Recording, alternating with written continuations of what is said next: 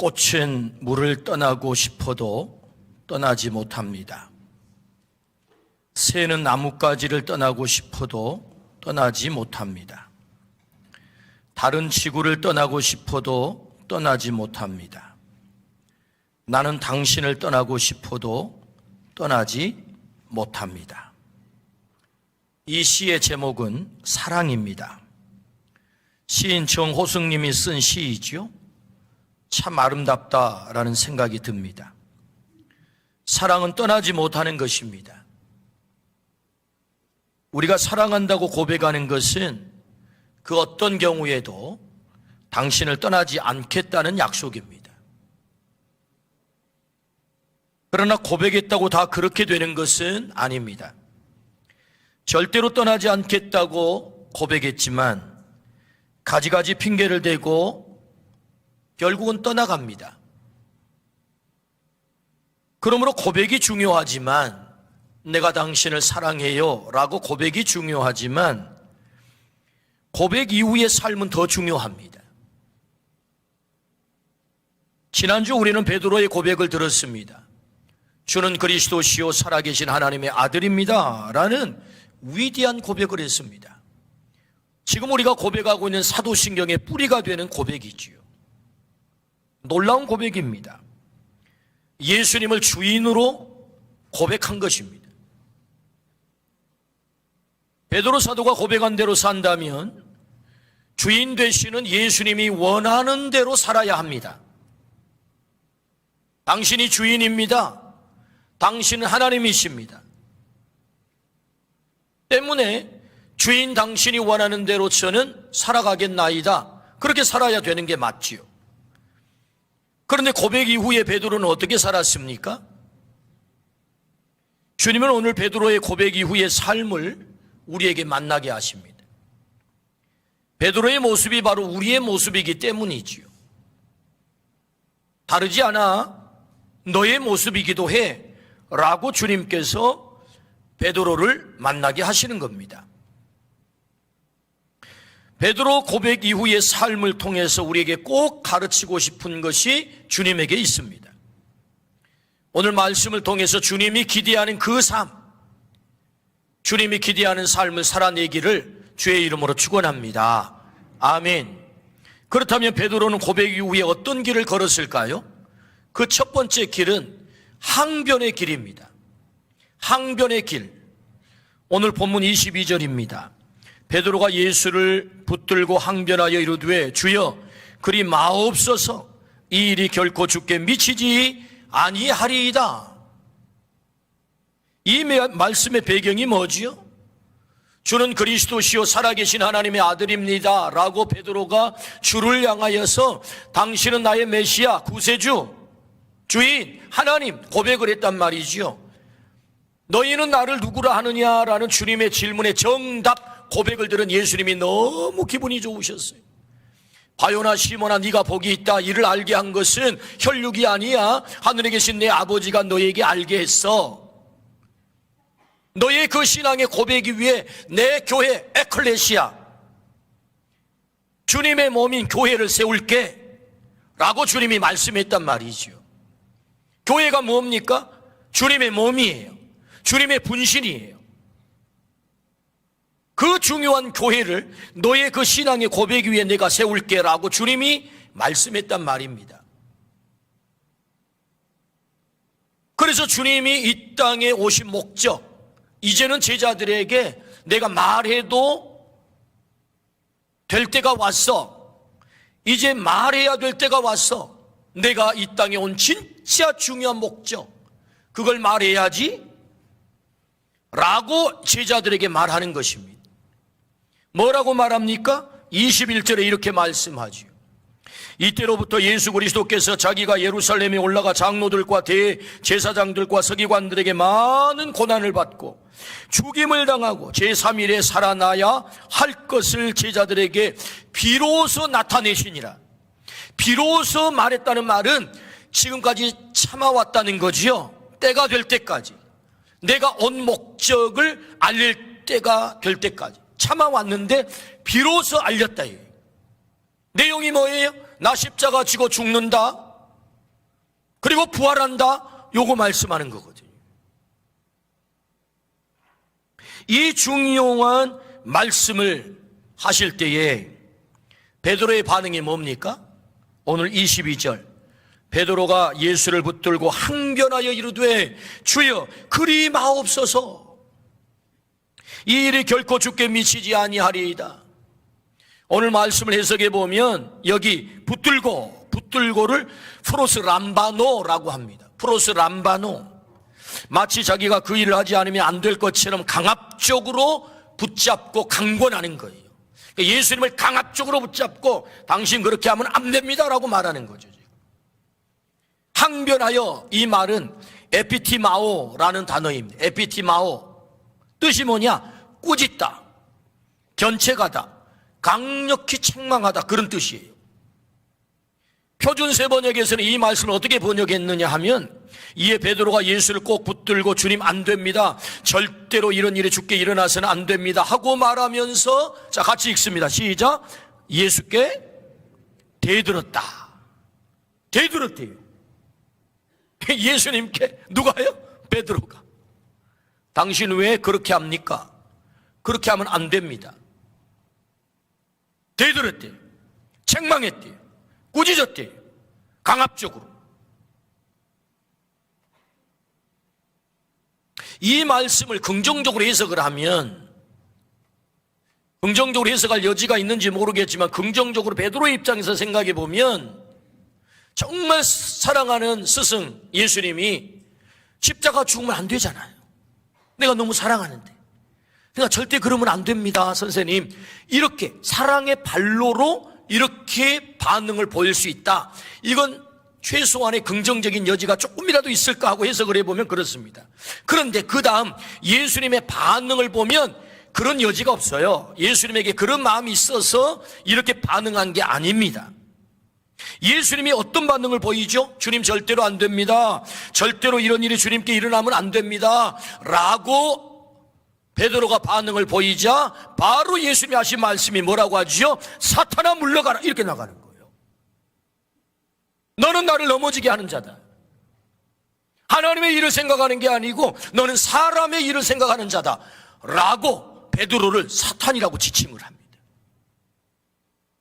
그러니까 베드로가 예수님 사랑해서 이런 얘기를 하는 게 아니란 말입니다.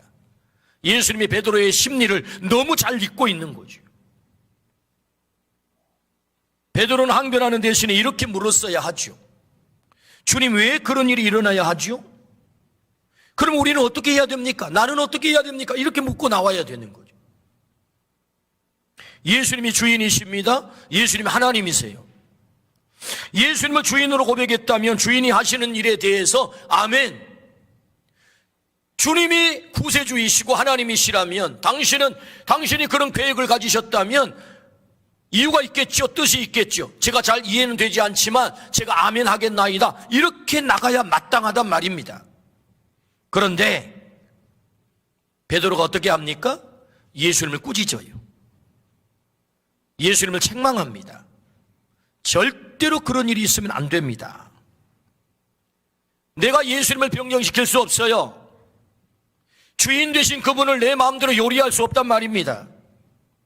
베드로는 자신의 기준에 어떻게든 끌어맞추려고 예수님께 강권, 책망을 하고 있는 것입니다. 내 뜻대로 당신이 해야지 왜 당신 마음대로 합니까? 라는 베드로의 태도인 거예요. 결국 베드로의 항변의 모습은 훗날 예수님 십자가 지기 위해 체포당하여 끌려간 결정적인 순간에 예수님을 부인하고 배신하는 자리로 연결이 됩니다. 베드로의 부인과 배신은 이 항변과 그리 마옵소서, 왜 당신 뜻대로 합니까? 그리 마옵소서 라고 주님의 배신과 부인이 연결되어 있는 거예요.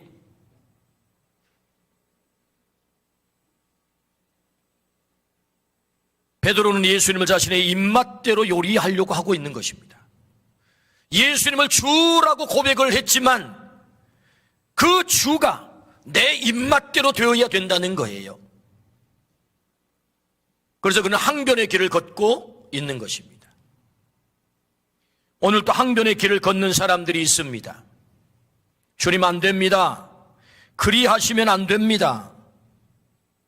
내 입맛대로 당신이 요리되어야 하지 나를 요리하려고 하지 마세요 라고 말하는 사람이 있습니다. 그것이 베드로의 한계이고 우리의 한계라는 거예요. 베드로만의 한계가 아닙니다. 나의 한계라는 거예요. 주인 되시는 주님의 뜻이 중요하지 않아요. 내 뜻대로 주님이 움직여야만 합니다.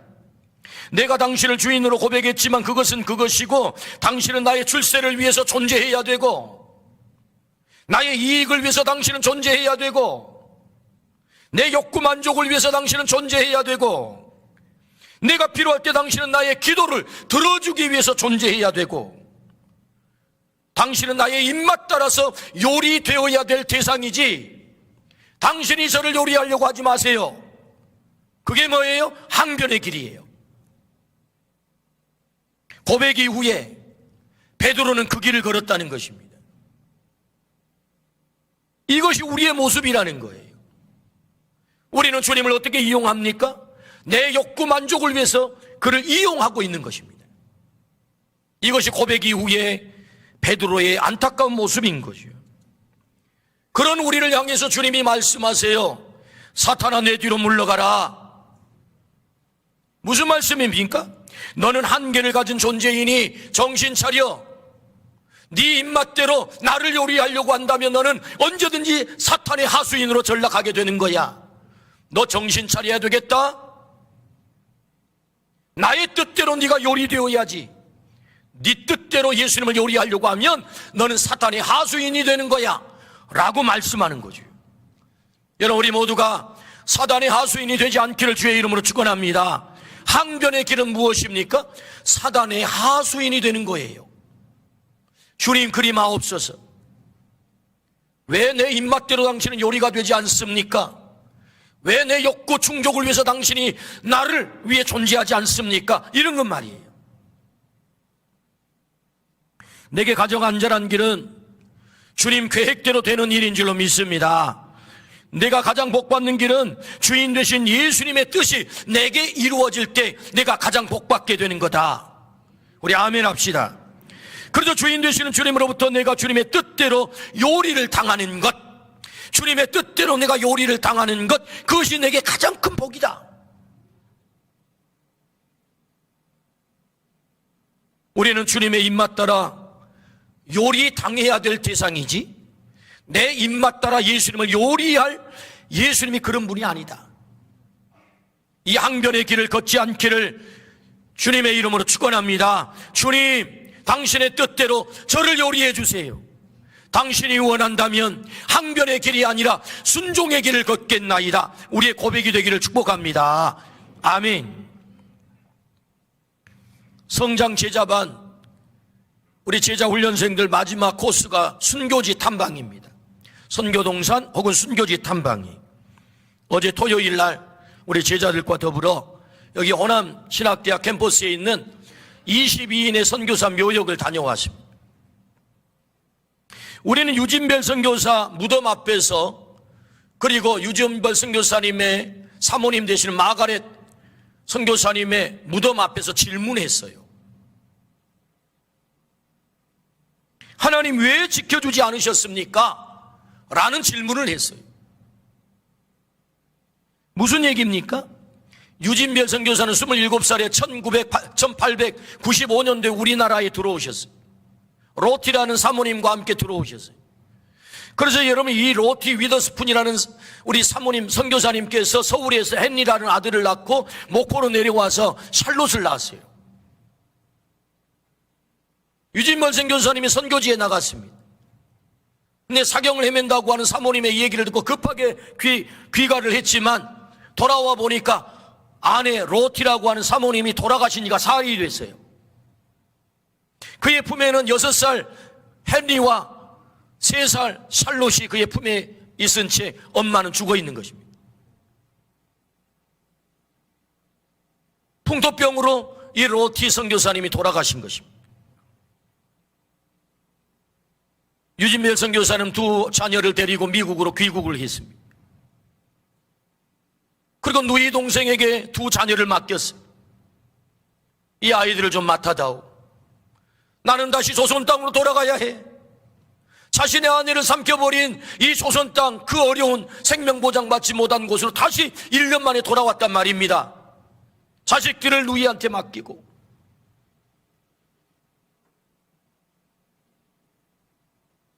그리고 선교를 위해서 할 수 없이 군산에서 선교를 하고 있는 마가렛이라고 하는 선교사님과 결혼을 다시 했어요. 선교는 해야 되니까. 그런데 안타깝게도 이 둘째 부인 마가렛도 수원저기 병점에 지나오다가 철길을 건너는데 기차와 차가 부딪혔어요. 그래서 마가렛 선교사님, 둘째 부인 되시는 마가렛 선교사님도 그곳에 즉사를 했어요. 하나님 왜 이렇습니까? 왜 지켜주지 못했습니까? 하나님 위에 다 바쳤는데 최소한 가족은 지켜주셔야 하는 것 아닙니까? 하나님 당신이 틀렸습니다. 이렇게 말해야 된다고요, 유진벨 선교사가.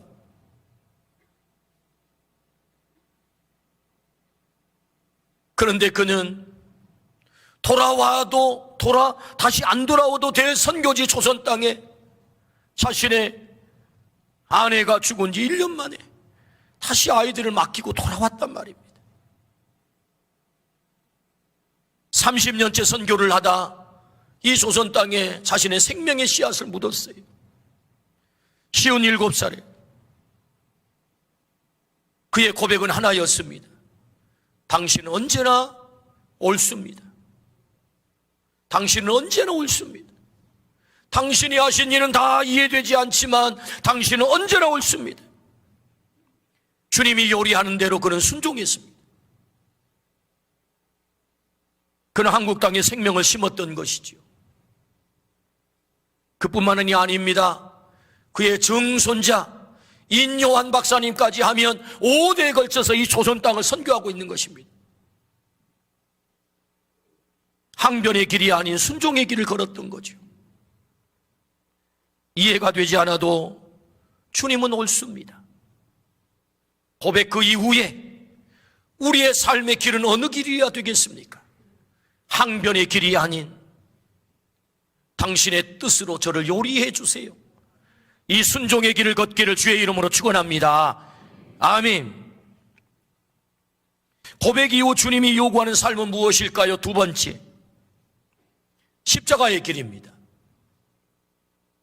오늘 본문 24절입니다. 이에 예수께서 제자들에게 이르시되 누구든지 나를 따라오려거든 자기를 부인하고 자기 십자가를 지고 나를 따를 것이니라. 누구든지 주님 따르려면 두 가지를 하라고 말씀하세요. 자기 부인, 자기 십자가 지고 따르는 것. 주님의 제자 훈련 초점은 두 가지였습니다. 자기를 부인하라는 것입니다. 자기를 부인하라. 여러분, 자기 부인이 얼마나 어렵습니까? 나를 부인한다는 것. 여러분, 이 대목에서 잘 기억해야 돼. 왜 우리는 나를 부인해야 되고 나를 비워야 되는 것입니까? 여러분, 기독교는 비움의 종교가 아닙니다. 채움의 종교입니다. 예수님으로 나를 잘 채우기 위해서 나를 부인하고 비우는 거지 부인만 한다고 답이 아니에요. 예수님으로 나를 온전히 채우기를 주의 이름으로 축원합니다. 예수님으로 나를 채우지 않으면 문제가 생기는 거죠. 자기를 부인해야 되는 것입니다. 우리에게는 모두 빨간 단추가 있어요. 빨간 단추. 이런 빨간 단추가 뭡니까? 건드리면 폭발하는 게 있어요. 여러분, 오늘 말씀에서 약간 맥을 옆으로 비껴나가서 말씀드리면 우리 각자에게는 빨간 단추가 있는 것입니다. 그건 누르면 빵 터지는 거, 발끈하는 거. 내 눈에 그 사람의 빨간 단추가 발견됐다는 것은 그걸 눌러 터뜨리라는 게 아니에요. 그걸 절대로 누르지 마라. 너의 눈에 그것이 띄게 된 것은 그걸 잘 보호하라는 거야. 때문에 그 빨간 단추가 보이는 것입니다. 근데 사람들은 고약해요. 사람들의 약점을 보고 단점을 보고 빨간 단추를 발견하면 그걸 꼭 눌러서 터뜨리려고 그러거든. 야, 한번 너 터뜨려 볼까? 아닙니다. 여러분, 우리와 함께 살아가는 가족, 내 빨간 단추를 누가 제일 가장 잘 알고 있습니까? 사랑하는 가족, 내 남편, 내 아내, 내 자녀들, 부모, 그가 더 잘 알고 있는 것입니다. 우리 공동체 안에 하나님께서 예수 그리스도의 핏값으로 사서 박림교회 한 가족으로 만들었잖아요. 그 사람에게 빨간 단추가 있단 말입니다. 제발 누르지 않기를 주의 이름으로 축원합니다. 내게 그 빨간 단추를 보여준 게 뭐라고요? 왜 보여주셨다고요? 잘 보호하라고. 그거 눌러서 터뜨리지 말고. 그래서 우리에게 보여준 거예요. 여러분, 그렇게 하기를 축복합니다. 행복한 공동체를 이루는 비결이죠. 근데 여러분, 오늘 다시 본문으로 돌아와서 말씀해 보면 우리 각자에게 빨간 단추가 있는 거예요. 근데 그 빨간 단추가 뭐죠? 자존심이라는 빨간 단추. 누리면 폭발합니다. 근데 여러분, 자존심을 건들 때 왜 폭발합니까? 나를 부인하지 못하니까 폭발하는 거죠. 나를 부인하지 못해. 맞아요. 나 그렇게 부족한 사람이고 허물 많은 사람이고 연약한 사람이고 주님의 은혜가 아니면 한순간도 살 수 없는 그런 존재인 건 맞아요. 이게 자기 부인이잖아요. 그렇게 하면 넘어갑니다. 그런데 그걸 넘기지를 못해요. 자존심을 건드렸디. 그래서 폭발을 하는 것입니다. 자기 부인을 못하는 거죠. 우리가 언제 폭발합니까? 나 무시했다 이거지. 무시당했다. 폭발하는 것입니다. 자기를 부인하지 못하는 거죠. 갈등이 생겼어요. 싸움이 일어났습니다.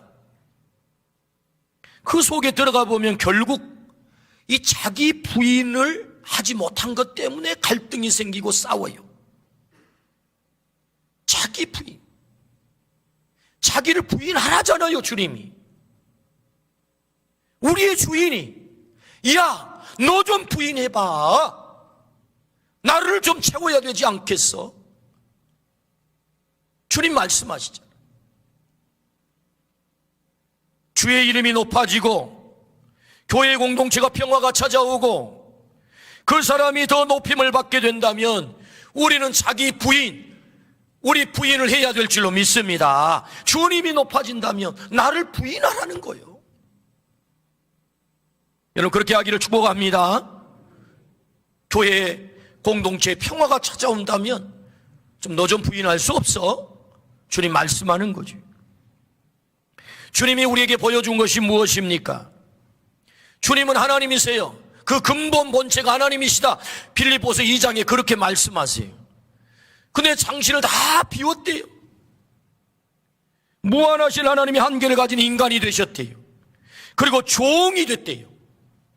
뭐죠? 자기 부인이죠. 주님이 우리에게 그렇게 모델이 된 것입니다. 이사야서 53장 3절 말씀 같이 한번 읽어봅시다. 그럼 멸시를 받아 사람들에게 버림받았으며 간고를 많이 겪었으며 질고를 아는 자라 마치 사람들이 그에게서 얼굴을 가리는 것 같이 멸시를 당하였고 우리도 그를 귀히 여기지 아니하였도다. 할렐루야. 우리 주님은 멸시를 당했대요. 발끈했다고요? 아니요. 아예 죽어버렸다고요. 자기 부인이죠. 주님이 그렇게 모델이 됐대요. 당신 너무 부끄러워. 얼굴을 다 가렸다는 것 아닙니까? 그렇게 멸시를 당했다는 것 아닙니까? 그럼에도 불구하고 자기 부인의 길을 걸었다. 우리 주님이 우리에게 말씀하세요. 자기를 부인하고 자기 십자가를 지고 나를 따를 것이니라. 저는 이 대목에서 주님께 불만이 많아요.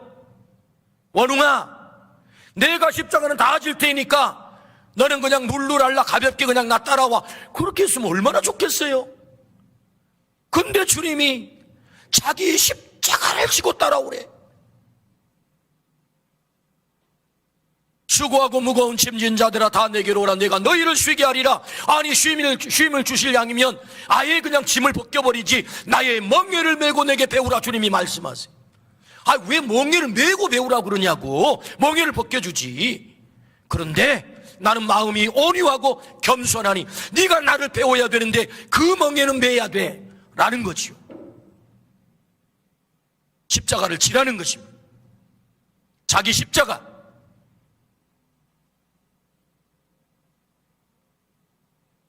생케비치가 쓴 코바디스 도미네라는 소설이 있습니다.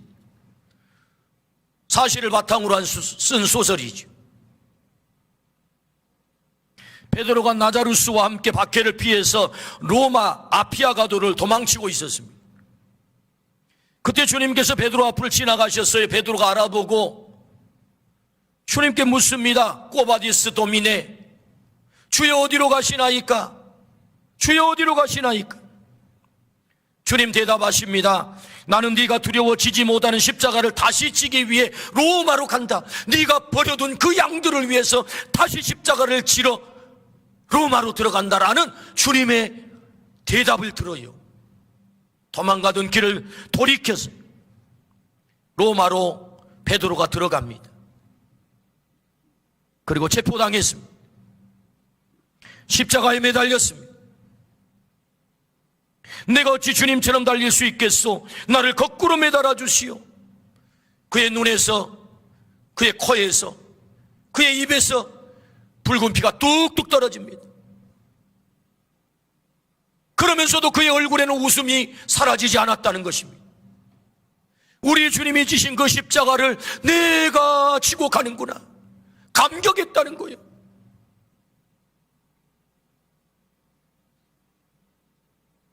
저는 바티칸 시티 베드로 교회 그 광장에 서서 오랫동안 묵상했어요. 십자가를 지고 가는 자에게 하나님이 어떤 영광을 주시는가? 그 영광의 현장을 저는 보았습니다. 성장 제자반 제자들과 어제 선교 동산을 가서 과제를 주었습니다.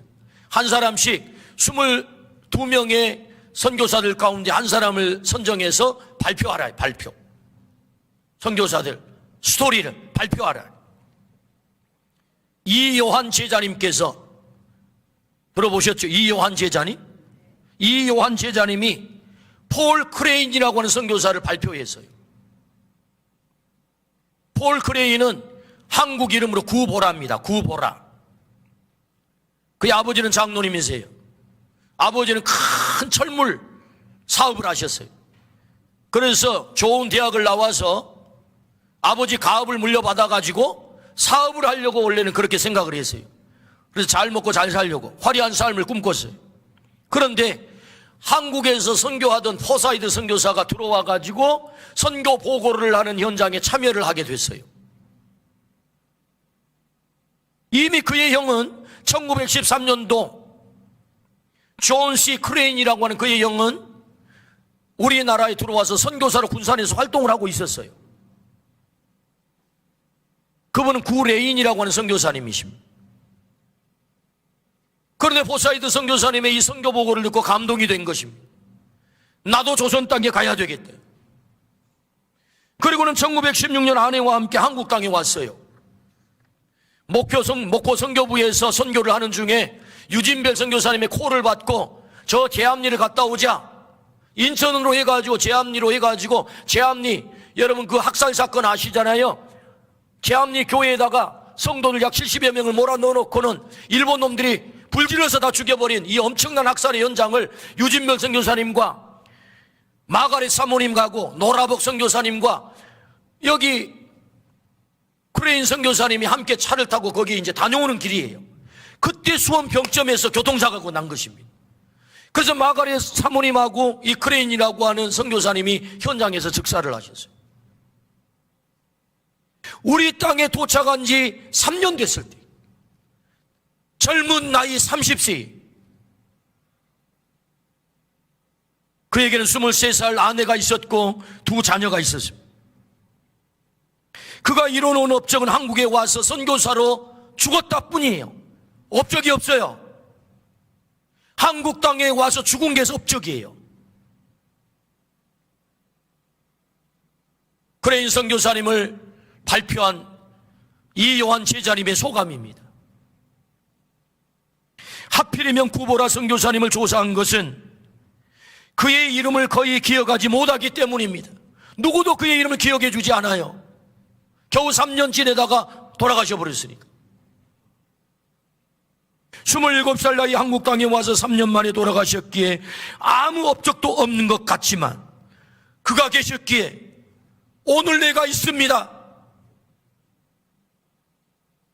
이완 제자님의 발표 끝이었어요. 그가 계셨기에 오늘 내가 있습니다. 우리가 어떻게 예수님을 믿게 됐나요? 어떻게 복음을 듣게 됐나요? 어떻게 하나님의 자녀가 됐나요? 그냥 됐나요? 수많은 귀하고 고귀하신 분들이 이 땅에 와서 생명의 씨앗으로 심겨진 거예요. 아무 업적도 없이 그냥 씨앗으로 심겨진 거예요. 그래서 오늘 우리가 예수 그리스도를 믿게 된 줄로 믿습니다. 자기 십자가를 지고 따랐다는 거지요. 아버지의 가업을 물려받아 사업 잘해가지고 잘 먹고 잘 살이라 그렇게 생각했지만 아니야, 너의 십자가는 저 조선 땅에 가서 죽어가는 저 영혼들에게 복음을 전하는 거야. 그 말씀을 들었을 때 십자가를 지고 따랐다는 것입니다.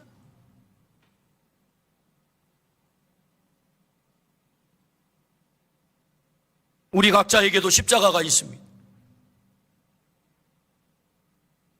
어떤 사람에게는 남편이 십자가일 수 있어요. 불신 남편이, 그래서 예수 믿는 것을 끊임없이 핍박하는 그 남편이 십자가일 수 있습니다. 어떤 사람은 자녀가 십자가일 수 있어요. 제가 사랑하는 친구, 목회를 아주 잘하는 친구가 있어요. 아들을 낳고 딸을 낳았는데 40 후반에 하나님께서 또 아들을 줬어요. 늦둥이를 준 거예요. 안 줘도 되는데 넷이 됐어요. 얼마나 이쁘겠어요. 이 막내가 늦둥이로 봤으니까 너무너무 이뻤어요. 잘생겼어요. 근데 이 아이가 자라는데 좀 이상해요. 말하는 것이 이상하고 행동하는 것이 이상해요. 그래 알아봤더니 이 아이에 심각한 정신적인 장애가 있는 아이예요. 그래서 5살에서 6살 그 지능 이상으로 발전이 되지 않는 그런 장애를 가진 아이예요. 하나님, 이게 뭡니까? 내가 지금 목회를 해야 되고 교회를 돌봐야 되는데 이 아이에게 매달리면 어떡하란 말입니까? 엄마가 떠날 수가 없어요. 이 아이를 떠날 수가 없어요. 붙어 있어야만 돼요. 하나님께서 그에게 음성을 들려주셨어요. 내 은혜 아니면 너 살 수 없어. 너 겸손하라고. 이 땅에 아픔을 당하는 많은 너의 양무리들의 그 아픔을 헤아리라고 내가 너에게 십자가를 주었다. 그래서 친구의 고백입니다. 그 아이 때문에 우리 집은 행복해. 그렇게 말했습니다. 지금 17살인가 18살이 덩치는 산만한데 하는 행동은 아이입니다. 그 아이 때문에 행복하다. 그에게 십자가인 거예요. 때로 우리를 겸손하게 만들려고, 하나님의 은혜 아니면 살 수 없음을 깨닫게 하려고 때로 내게 십자가를 주는 것입니다. 주님은 말씀하세요. 그 십자가를 지고 나를 따르라고. 십자가를 벗어던지고 따르는 게 아니에요. 십자가를 지고 나를 따르라. 본문 27절입니다. 같이 한번 읽어봅니다. 인자가 아버지의 영광으로 그 천사들과 함께 오리니 그때 각 사람이 행한 대로 갚으리라. 할렐루야. 십자가를 지고 나를 따르면, 자기를 부인하고 나를 따르면 너희에게 상이 있어. 주님이 약속하시는 거예요. 이 땅에 십자가 지는 것으로 끝나는 거 아니다. 내가 반드시 상을 줄 거야. 너희가 행한 대로. 너를 부인하고 십자가를 져 내게 쓰고 남은 은혜라도 주옵소서. 주의 상에서 떨어진 부스러기 은혜라도 주옵소서. 부스러기 은혜라도 얻게 하소서.